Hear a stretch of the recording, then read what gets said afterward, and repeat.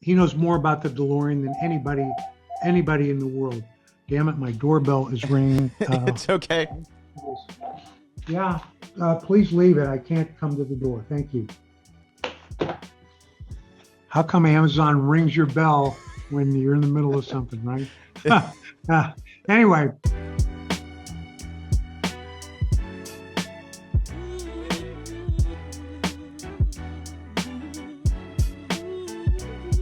And he joins me right now. He is the co-creator of Back to the Future and the co-author of the new book, Back to the Future DeLorean Time Machine, Doc Brown's Owner's Workshop Manual, available at the end of March. He is Bob Gale. Bob, how you doing, sir?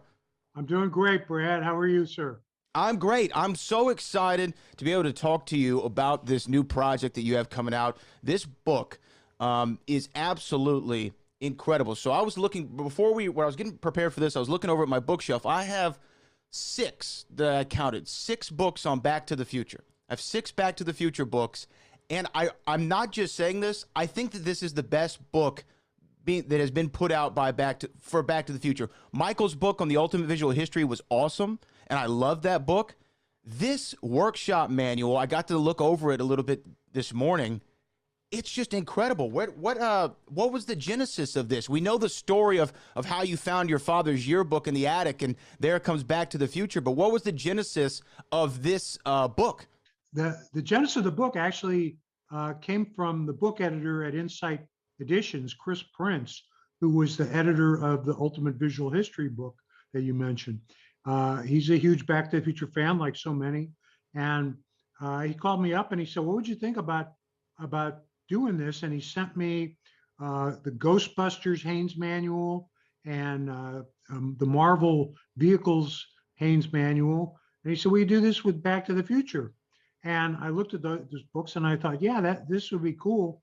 But what would arc it into greatness is if we would include excerpts from Doc Brown's own journals, telling about how he came to invent the time machine, and little anecdotes and stories that would fill in the missing holes in the three movies. And so the book is laid out like that. You start with Doc's journals and you find out Doc Brown's history after he worked on the Manhattan Project in World War II, how he met Marty, how he came to decide on the DeLorean, and all the trials and tribulations of inventing the flux capacitor version of the story, of course, we know from the first movie. And then then we get into the actual nuts and bolts of the DeLorean time machine as seen in the first movie. And then between part one and part two of the book, we have Doc's journals that fill in what Doc did when he first arrived in 2015 at the end of the first movie, to when he comes back to get Marty. And then the same thing happens after we discuss the part two DeLorean, and the journals take up where Doc arrives in Hill Valley, 1885, and we learn what happened to him over those 9 months. I have to give a tremendous amount of credit to my co-author, Joe Walser. And Joe was the guy that led the DeLorean restoration team that restored the very original A-car DeLorean from the first movie, on display now at the Peterson Automotive Museum in Los Angeles. But he knows more about the DeLorean than anybody in the world. Anyway, Joe knows more about the DeLorean time machine probably than anybody, because he led the group that took it apart and put it all the way back together. And what's great in the book is that Joe and I sat down and we came up with names for all these components that were just, oh, those hockey puck things that are on the side. Well, now they are the PAC canisters. And everything now, if you're a total nerd geek, whatever, technophile, now everything has a name, and the book explains what these things do. Joe had created all these computer imagery when he was doing the restoration. So he honed all that stuff. and all these beautiful illustrations that are throughout the book. That's all Joe. He just knocked it out of the park.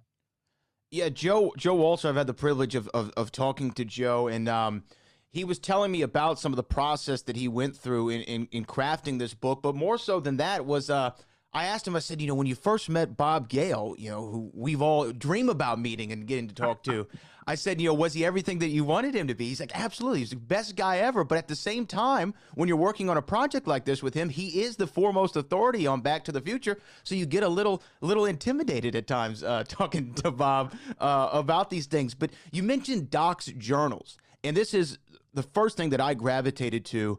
You detailed a little bit about what it is, but this goes back to the 1940s. His journals do. There's even a little excerpts from newspapers from the Hill Valley Telegraph there. There's little things that just notes that he made. I even love, there's a little part where he mentions Kennedy's quest to get to the moon by the end of the decade, and things like that that kind of let you inside Doc's mind and what's important to him and what he values, and kind of fleshing that character out a little bit more. Did you just have the most fun ever getting to go in there and write these out? Oh yeah, and there's all these little bitty Easter eggs in there for fans of the movie, for fans of Bob Zemeckis' in my prior work. There's a great Easter egg about where about who Doc buys the DeLorean from. I won't spoil it here, but if you're a Zemeckis and Gale fan, you can figure that out probably. Uh, but yeah, I mean, look, the movies are full of this kind of detail. So, when I'm going to sit down and think about this and what can I put in there, you find out a little bit more about uh, Mayor Red Thomas in these little newspaper articles. There's a letter to the editor of Complaint about what's going on at Doc Brown's house from Gertrude Tannen. So all the stuff from the movies, it all kind of it fills in real nicely. So for the Uber fans, you're going to have a great time. And even if you're not an Uber fan, as I said to somebody, I wanted to make sure that the book was not only going to appeal to the techno crowd, but to my daughter, who, she doesn't really care what the uh, temporal tachyon generator is, the tachyon pulse generator is, but she is interested in how the DeLorean ended up in the Delgado mine. So we covered that too. Yeah, I think that obviously it's one to pick up for every fan. When I was just flipping through it earlier, has so many things. I was like, oh, I know what that means. Oh, I picked up on that reference. I get that too. So it was real fun. Was it a challenge to write the project itself, to work on it? Because I know you've written obviously tons of scripts before, whether it be television shows, the Back to the Future films, so on and so forth, and even the comic book series. But was it tough to sit down and write this book and work with Joe on it? Was it a It was challenge? not, no, the journal part was not that hard at all because once I, got my head back into Doc Brown's head, I just, I know the character so well. I knew how he would write things, and I hope it comes out sounding like it's totally him.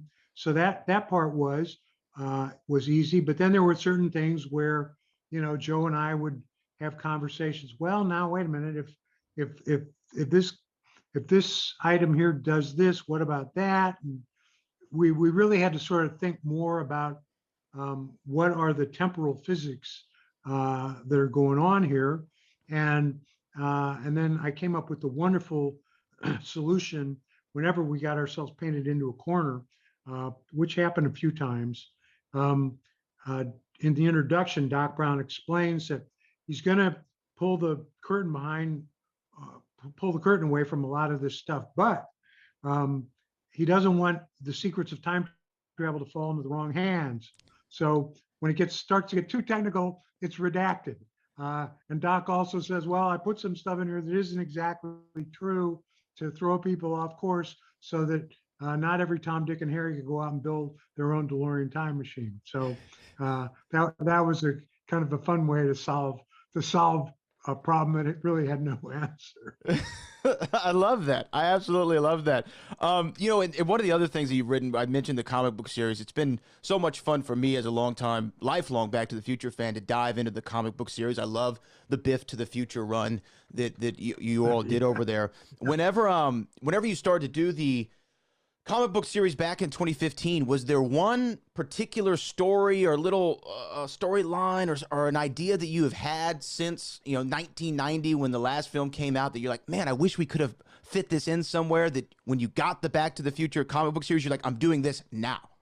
Well, sure, yeah. Actually, the first issue, which was uh, two stories. One of them is how Marty and Doc met, which is something that everybody always wants to know about. And again, the continuity of the comic books, it carries over into this book. So that's sort of canon, if you will, as much canon as can be when you're messing around with the space-time continuum. So that was a given, and the fact that Doc did work on the Manhattan Project, it was always something that Bob Zemeckis and I imagined that he did. And in the first issue, we explain how he got the job, how he got on board that, and then other little things that we were able to answer in the comics that were fan questions, and then to say, okay, now let's think about this.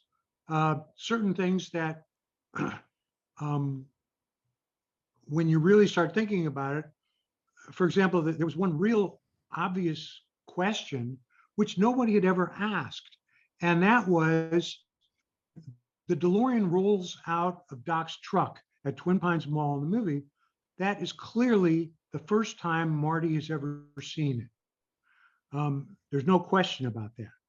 But if Doc had this workshop that Marty was going in and out of, how come Marty never saw him working on this car? Well, yeah, nobody ever asked that question. It's really, and I never even thought about it until I said, wait a minute. So Doc had a second workshop somewhere else in Hill Valley, because what he was doing was so dangerous that he had to protect Marty from it. And again, this is covered in the book, and is covered in the comics. And so getting into that stuff and explaining all these things, and answering fan questions, that in the context of Doc doing it. People always ask, well, wait a minute, in 1885, there's two DeLoreans. There's the one that they have that Marty came in, and there's the one that's in the mine. How come they don't get the gasoline out of the one that's in the mine? Well, Doc explains in his journals, like any car guy would know, you drain all the fluids out of a car before you would store it for even 1 year, much less 70 years. So again, we got it all covered, and it was great to be able to put all this stuff in one book. Yeah, no, and also in the book that's available at the end of March 30th, there's also Doc going through the thought process of trying to figure out what kind of vehicle would be the best car, right? And then a little picture. There's a little picture in there, a little Polaroid. I won't give it away, that I absolutely loved. When you talk about tying up some of the loose ends or what have you, or answering the unanswered questions, there's been this online debate forever and within the Back to the Future community about Marty from the first film. They say that Marty never had a change, character arc, something that he learned, a lesson that he learned from the first movie. I've heard that before, but when I watch Back to the Future, I feel like Marty learns to get over his fear of rejection by proxy of George McFly. He sees his dad get over it, so therefore he kind of gets over that fear of rejection as well. Is that an accurate assessment, or do you agree that there isn't a real change for Marty? Well, what you say is absolutely accurate, because originally, we had the scene when Jennifer says near the beginning, this audition tape of yours is great, you got to send it into the record company. There was actually a deleted scene where when Marty wakes up at the end in 1985, he's got the envelope to send in the record company, and earlier he throws it in the trash, and when he wakes up, he pulls it out of the trash and he's going to mail it. So exactly right. He's over his rejection.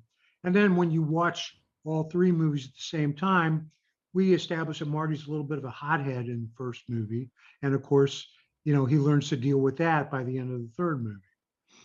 Right. Yeah. Well, I love that you just validated that for me. There's an argument that I've had with so many people over the years, and there it comes from the man, from the man himself, Yeah, Bob we just Gale. couldn't. It just kind of slowed down the pace of the movie when it was all put together. But that was always something that Bob and I had in mind. I said we shot it. It was all there. And in fact, when you watched part one again, and you see Marty coming out of his bedroom, he's got he's got this Manila envelope in his hand that he puts down. That's his audition tape that he's going to send to the record company. Incredible. Absolutely love that. Everybody I've gotten the opportunity to speak with gives nothing but praise to the Back to the Future musical that began prior to the pandemic. 1 year Everybody, ago, yeah. yeah, 1 year ago, everybody just loves it. So I have to ask, because even in the creation of it, there was this picture that got all of us excited, where it was you, Robert Zemeckis, and Alan Silvestri, kind of sitting Yeah, there and before and after, yes. yeah, before and after, which was great. But I know that we're getting ready to get back into the swing of things with the musical here in the near future. And Yes. my question is there long-term plans for it to come to the US anytime soon, or like Disney just did on Disney Plus, where they had that live theater production filmed of Hamilton? Is that something that you would entertain, having a filmed version of the play, of the Well, musical? our plan is to get the show back up and running in the West End. We're booked in the Adelphi Theater. We were booked into next February, as a matter of fact. When the opening day will be, that's sort of up to Boris Johnson. We got some encouraging news from the UK yesterday, and I know they're working that out. So the details should be forthcoming in the next week or two about the specifics. Although tickets are on sale, but we don't know if those dates are actually correct. So knock on wood, we will continue the successful run that we had in Manchester, in London, and then bring it to Broadway, get a touring company. We're not in a big hurry to do what they did with Hamilton on the Disney Channel, because remember, Hamilton had been playing for 5 or 6 years. So we want it's such a great experience to see this in the theater. It's I mean, we've got lightning, we've got fire, we've got explosions. You're going to believe that the DeLorean really goes 88 miles per hour. I mean, it is, believe me, I wrote the book, but how the production came together and the visual effects and everything, and the cast and the music, it exceeded all my expectations. It is really that good. So we want as many people in the world to see this on stage, because you want people to see it in the medium that it's intended for.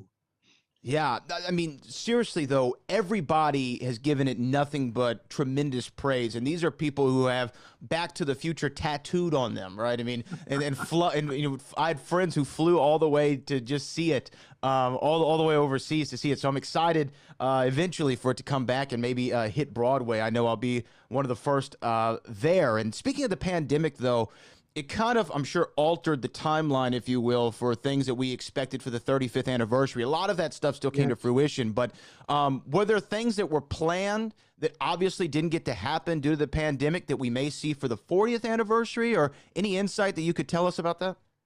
Well, I have no idea. I hope so.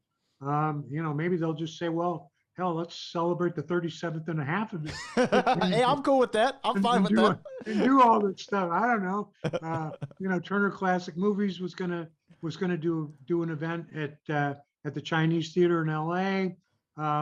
We still have the Back to the Future exhibit at the Hollywood Museum, but the museum's been closed since the pandemic. So we're looking to get that reopened and have that going ahead.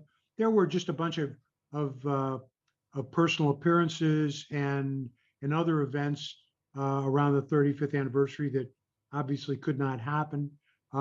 But as long as there's the kind of interest that we have in Back to the Future, uh, people are going to have these events, and if we can time to an anniversary or not, it's still it's still Back to the Future, and people are still loving it.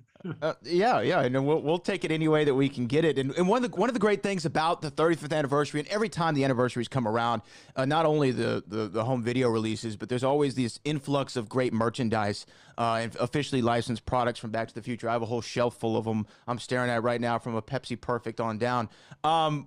What for you, out of all the licensed merchandise and memorabilia they've been able to create, especially for these anniversaries, what has been one to where it was shipped to Bob Gale's front door and you opened the box and you said, wow, they nailed this? Well, I got to put in a plug for the new um, Transformers DeLorean toy, which is on pre-order. When they came over, I mean, I'm not the Transformers demographic. Let's face it. Um, Although I knew what they were, and I remember the original toys back in the 70s or the 80s. The 80s, I guess, was when they were. Um, but the guys came to my house with a prototype of this toy, and I just said, "Oh my God, this is." They really did this with a lot of love. And um, the, the new Back to the Future board games that have come out. I mean, what's exciting to me is that the people who grew up watching Back to the Future are now the game designers. They're now the toy designers. They're the ones that are creating this stuff, and they love the movie so much that they're putting all of their heart and soul into it, and it shows. It really does. It's a long way from that crappy 8-bit Nintendo cartridge that came out, which was one of the worst video games ever made. Uh, Nothing like that will ever happen again. Because, say, the fans are now in charge. I gotta say that game is legend It's, online, or it's infamous maybe. horrible.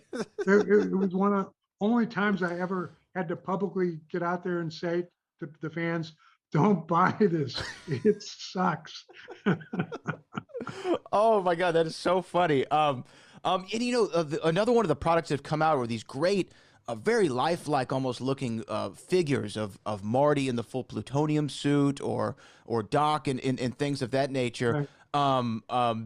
If they were to create, though, a Bob Gale action figure, then I would absolutely be the first to buy. But if they were to make the Bob Gale figure, what would you're a sick man, man.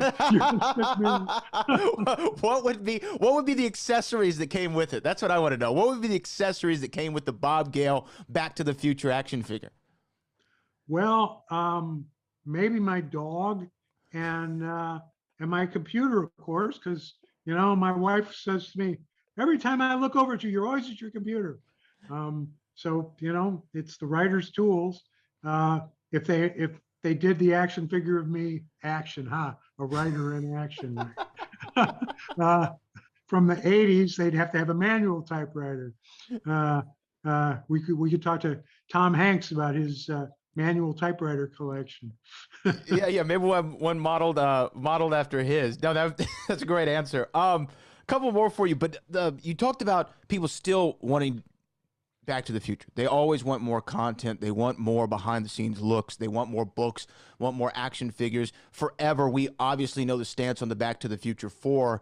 But I saw on a friend of mine, actually a really good friend of mine, Christian Harloff, has a show, and he interviewed the guys from Cobra Kai on Netflix. And during the interview, they said that they wanted to do a Karate Kid, and then they would love to do a Back to the Future Netflix television series.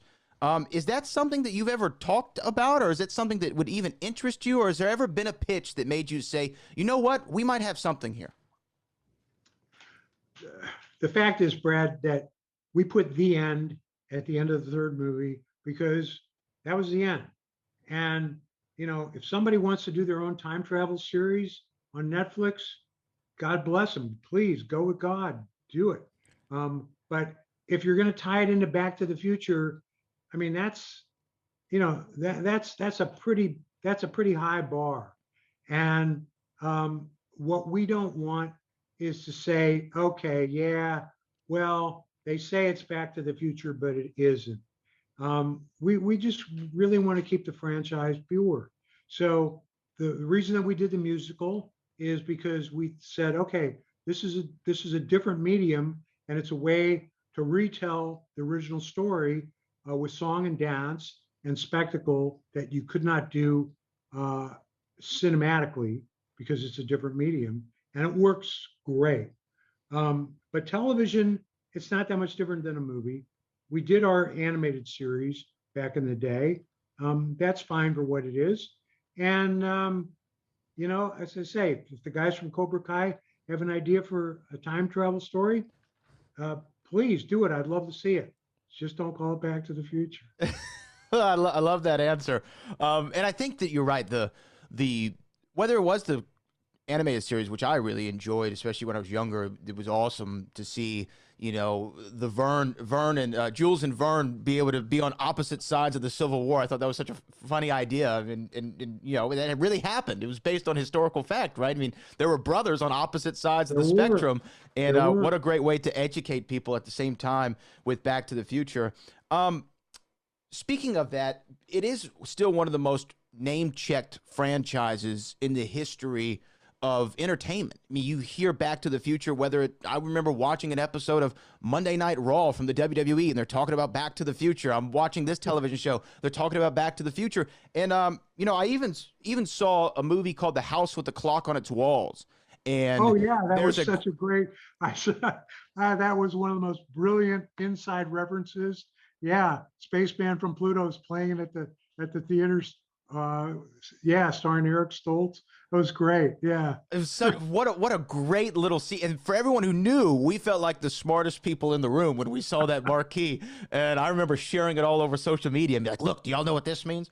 But the other movie that was name checked in and multiple times is now the biggest movie of all time. The Avengers Endgame makes reference to Back to the Future not once, but I believe on two separate occasions and two separate scenes, and kind of in some ways, I took a little bit of offense to some of the things that they said, saying that Back to the Future's time travel didn't make sense, which I don't technically agree with. But what is it like for you when you see the biggest movie of all time making reference to your film within its plot and to really continue to keep that alive? It's incredible. I just loved it. I really did. When Robert Downey Jr. said, wait, you're coming up with a plan that's based on Back to the Future. I fell out of my chair. I couldn't believe how outrageously great that was. And then I got the extra kick out of the fact that after Scott Lang says, what, you mean Back to the Future bullshit? What do they do in the movie? They go back into the old Avengers movies, the old Marvel movies. So even after they said, no, time travel doesn't work this way, it works exactly that way. It is. That's exactly what they did. They went back and they fixed it from the past, and then they read to the future. I mean, it is the exact plot line of Back to the Future. I just love, though, hearing that, because one of the great gifts of my life was being able to sit with people when they get to see the film for the first time. I showed it to my nephews who were 8 and 9, and they got to see Back to the Future for the very first time, and I kind of relived it through their eyes. And even though we're 4 decades essentially removed from the release of the first film from the 1980s to the 2020s, it still resonates with so many people. And to see that even referenced in the biggest movie of all time, I thought that was great. Bob, Gale, I've one more question for you in regards to writing and the book.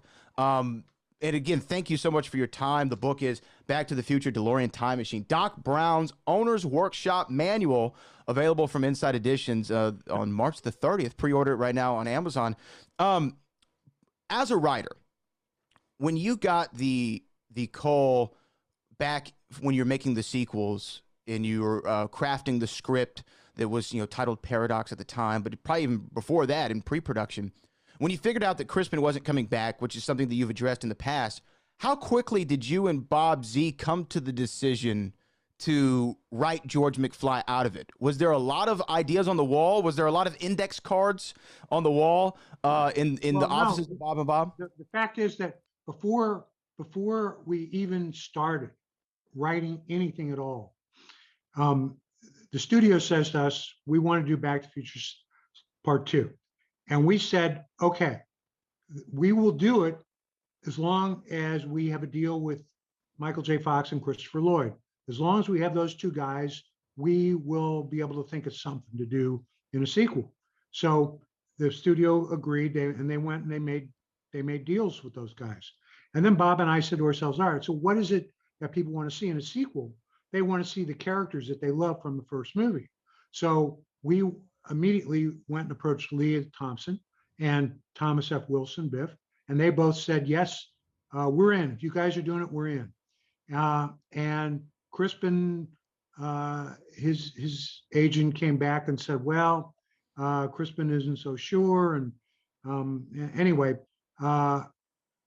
after 2 weeks of hemming and hawing, it was pretty clear that we would we should not count on Crispin being in the movie. He what he wanted wasn't realistic to us. So when we started, we said, okay, we've got Doc, Marty, Lorraine, and Biff, and Jennifer. Let's figure this out. So it never ever occurred to us to write. There was never a story in our head that involved George McFly as a central figure.